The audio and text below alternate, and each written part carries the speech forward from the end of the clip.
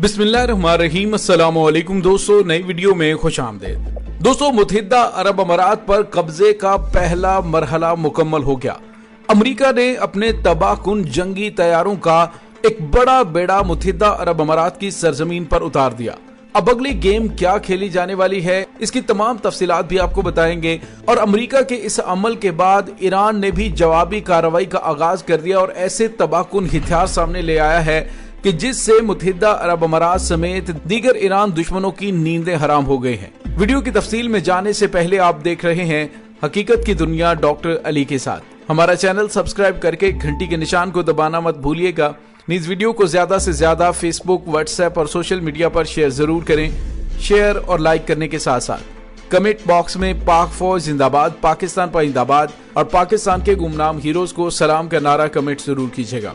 दोस्तों, हम आपको मुसलसल अपडेट करते आ रहे हैं कि अमेरिका और इसराइल की जानिब से अरब खित्ते के अंदर एक बड़ी ही घिनौनी गेम खेली जा रही है और उस गेम का मकसद सिर्फ और सिर्फ सरजमीन हजाज मुकद्दस पर कब्जा करना है। और उसके पहले मरहले में वसाइल से माला माल मुत्तहिदा अरब अमारात पर कब्जा करना शामिल था, जिसका पहला मरहला मुकम्मल हो गया है। दोस्तों, मैंने गुज़िश्ता एक वीडियो बनाई थी मुत्तहिदा अरब अमारात के बारे में, जिसमें आपको बताया था कि इसराइल की एक कॉमेडियन खातून ने एक गाना गाया जिसमें मुत्तहिदा अरब अमारात और अरबों की तौहीन की गई। दोस्तों, यहूदियों की जानिब से अपने मद्दे मुकाबल की तौहीन के गीत गाना उनकी आज की नहीं बल्कि बहुत पुरानी रवायत है। आपको बस इंफॉर्मेशन के लिए बताता चलूं कि जब किला खैबर 39 दिन तक मुसलमान फतह नहीं कर पाए थे तो यहूदियों ने अपनी औरतों के जरिए किला खैबर यानी कमूस के किले की दीवारों पर अपनी औरतों को खड़ा करके मुसलमानों की तौहीन के गीत गाए थे। और फिर नबी रहमत सल्लल्लाहु अलैहि वसल्लम ने दुआ फरमाई और अगले दिन शेर खुदा मौला अली अलैहिस्सलाम ने हुक्म खुदा से किला खैबर को फतह कर लिया। और उसके बाद से आज तक यहूदी तिलमिला रहे हैं और वो उस जमीन पर दोबारा से कब्जा करने के ख्वाब देख रहे थे। और दोस्तों, अब वो वक्त आ गया है कि अब इसराइल और अमेरिका की जानिब से इस पूरे खित्ते के अंदर अपना असर और सूख बढ़ाकर सरजमीन हजाज मुकद्दस पर कब्जा करने के पहला मरहला इंतहाई कामयाबी से मुकम्मल कर लिया है। दोस्तों, आपको याद है कि यमन के हौसियों की जानिब से मुत्तहिदा अरब अमारात पर गुज़िश्ता महीने 3 हमले किए गए और उन हमलों में मुत्तहिदा अरब अमारात को पैगाम दिया गया कि वो यमन पर होने वाले हमलों में अपनी फौजों को पीछे हटाए और यमन के मामले में जंग से बाहर निकल जाए। लेकिन दोस्तों, अरब अमारात की जानिब से इस वार्निंग को सीरियस लेने की बजाय अमेरिका और इसराइल के सामने दामन फैला दिया गया और कहा कि आप हमारी मदद करें। इस सिलसिले में अमेरिका ने कहा कि हम जदीद तरीन रेडारों और एयर डिफेंस सिस्टम से लैस जदीद तरीन तैयारों के जरिए आपकी मदद करेंगे और F-22 जंगी तैयारों को मुत्तहिदा अरब अमारात में तैनात करेंगे। और इसराइल के साथ आयरन डोम एयर डिफेंस सिस्टम को खरीदने के हवाले से बातचीत शुरू हो गई। दोस्तों, अब मुत्तहिदा अरब अमारात पर कब्जे का पहला मरहला यह है कि वहां पर अमरीकी फौज को उतारा गया है। और दोस्तों, अमरीकी फौज को किस सूरत में उतारा गया है, खबर यह है कि अमरीका ने अपने F-22 जंगी तैयारों के एक बेड़े को मुत्तहिदा अरब अमारात की सरजमीन पर उतार दिया है। जी हाँ दोस्तों, बरतानवी खबरसां इदारे रॉयटर्स की रिपोर्ट है जिसमें उन्होंने कहा है कि अमेरिका ने मुत्तहिदा अरब अमारात की मदद करने के लिए F-22 जंगी तैयारों को तैनात करने का ऐलान किया है, जिसका वादा उन्होंने मुत्तहिदा अरब अमारात से किया था। दोस्तों, यूनाइटेड स्टेट एयरफोर्स सेंट्रल के एक बयान में कहा गया है कि अमरीकी वज़ीर दिफा ने अबू धाबी के वलिया शहजादा मोहम्मद बिन जायद अल नहयान के साथ मुज़ाकरात के बाद 5th जनरेशन के तैयारों की तैनाती का हुक्म दिया है और ये तैनाती पूरे खित्ते में पहले से मौजूद इत्तहादियों और शराकतदारों की मुश्तरका फिजाई ताकत की सलाहियतों को बढ़ाएगी। अमरीकी फिजाइया ने कहा कि एयरमैन और F-22 तैयारे वर्जीनिया के ज्वाइंट बेस के फर्स्ट फाइटर विंग से तैनात किए गए हैं। गुज़िश्ता हफ्ते मशरिक़ वुस्ता में कार्रवाइयों की निगरानी करने वाले अमरीकी जनरल ने रॉयटर्स को बताया कि अमरीका मुत्तहिदा अरब अमारात पर दागे जाने वाले मिसाइल हमलों को गिराने के लिए अपने इंटरसेप्टर्स का इस्तेमाल करेगा। दोस्तों, अमरीकी तैयारे अबू धाबी के अल-ज़फ़रा एयरबेस पर उतरे, जहां तकरीबन 2000 अमरीकी फौजी पहले ही मौजूद हैं। एयरबेस में मौजूद अमरीकी फौजियों ने गुज़िश्ता माह हौसियों के हमलों के जवाब में पैट्रियट इंटरसेप्टर मिसाइल दागे थे।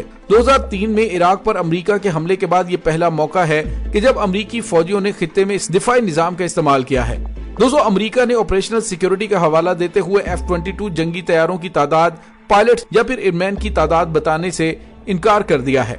बादशाह अमरीकी फिजाइया की तरफ से जारी करदा एक तस्वीर में अल-ज़फ़रा एयरबेस के एक टैक्सी वे पर F-22 जंगी तैयारों को कतार में खड़े हुए देखा जा सकता है। दोस्तों, इस तमाम सूरत हाल में कि जब अमरीका की फौज बड़ी तादाद में मुत्तहिदा अरब अमारात में पहले ही मौजूद है, वहां पर उसका एयर डिफेंस भी पहुंच जाना एक बहुत बड़ी खतरे की घंटी है।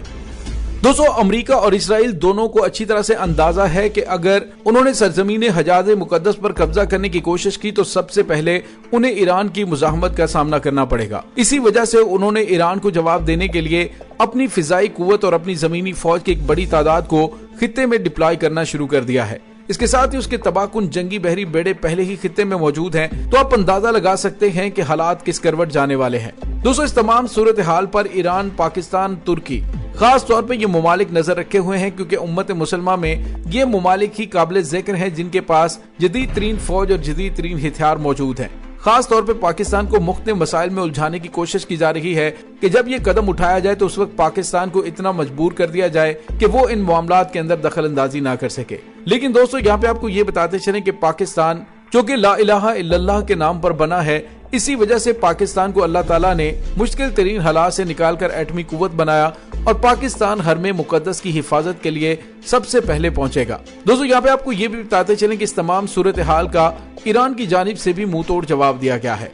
दोस्तों ईरान जो पहले ही ड्रोन टेक्नोलॉजी में अमेरिका और ईरान के लिए बहुत बड़ा चैलेंज बना हुआ है, उन्होंने अपने 2 मजीद तबाहकुन और जदीद तरीन ड्रोनों को दुनिया के सामने पेश कर दिया है। दोस्तों ये ड्रोन क्या है, खित्ते में उसके मुखालिफिन के लिए मौत का पैगाम है। दोस्तों याद रहे कि ईरान के साबिक आर्मी चीफ ने कहा था कि ईरान के जदीद तरीन हथियार और खास तौर पर तबाहकुन ड्रोन इतने ज्यादा खतरनाक हैं कि इसराइल उनका मुकाबला नहीं कर पाएगा। और दोस्तों ईरान ने अपनी ड्रोन टेक्नोलॉजी पर गुज़िश्ता 4 दहाइयों में काफी ज्यादा काम किया है और अब ये तीनों ममालिक जिसमें पाकिस्तान, तुर्की और ईरान इस्लामिक दुनिया के अंदर ड्रोन टेक्नोलॉजी में बहुत ज्यादा तरक्की कर रहे हैं। खुसूसन तुर्की के ड्रोन की ताकत और काबिलियत को आलमी सतह पर रिकॉग्नाइज किया जा रहा है और दुनिया के 30 के करीब ममालिक तुर्की के ड्रोन को इस्तेमाल कर रहे हैं। दोस्तों यहाँ पे आपको ये बताते चलें कि सिपाही पासदारान इनकलाब के ब्रिगेडियर जनरल अश्तियानी ने कहा है कि अस्करी मैदान में मुख्तलिफ शोबों में आज ड्रोन तैयारों के किरदार को हम नजरअंदाज नहीं कर सकते और ये जमीनी, फिजाई और समुद्री महाजों पर बुनियादी किरदार अदा कर रहे हैं। उन्होंने कहा कि ड्रोन की जदीद तरीन नस्ल की पैदावार दर हकीकत ईरान के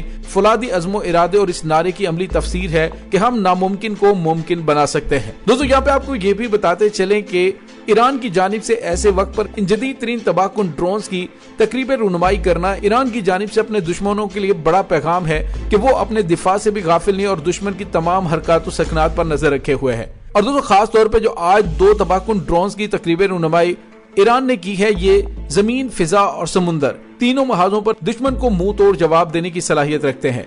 तो दोस्तों आप अंदाजा लगा सकते हैं कि पहले मुत्तहिदा अरब अमारात के अंदर जमीनी फौज मौजूद थी, अब अमेरिका की फिजाई ताकत भी पहुंच चुकी है और पहले ही जंगी बहरी बेड़े खित्ते के अंदर मौजूद हैं।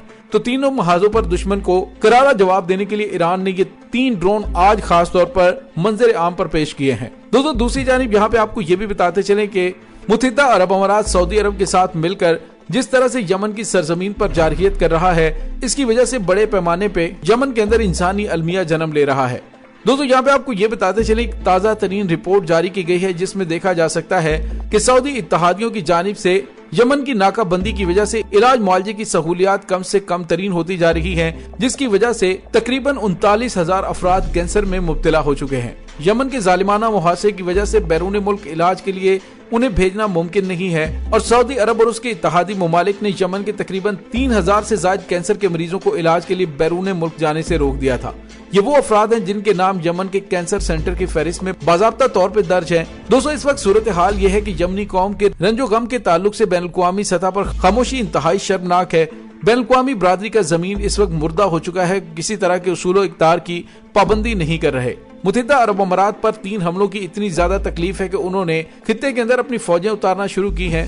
अगर वो सब इंसानियत के नाते कर रहे हैं तो उन्हें यमन के मजलूम कैंसर के मरीजों पर तरस क्यों नहीं आ रहा, उन्हें यमनी अवाम पर तरस क्यों नहीं आ रहा जिन पर आए रोज तबाहकुन बमबारी हो रही है, जिसमें बच्चे, बूढ़े, जवान, खवातीन और हमला खवातीन जान की बाजी हार रहे हैं।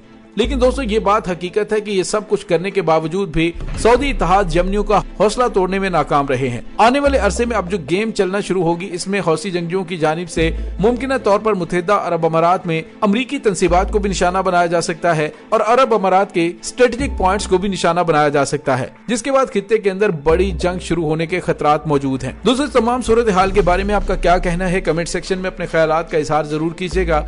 इसके साथ ही डॉक्टर अली को इजाजत दीजिए, इंशाल्लाह बहुत जल्द मिलते हैं एक नई वीडियो में। तब तक के लिए अपना बहुत सारा ख्याल रखिएगा।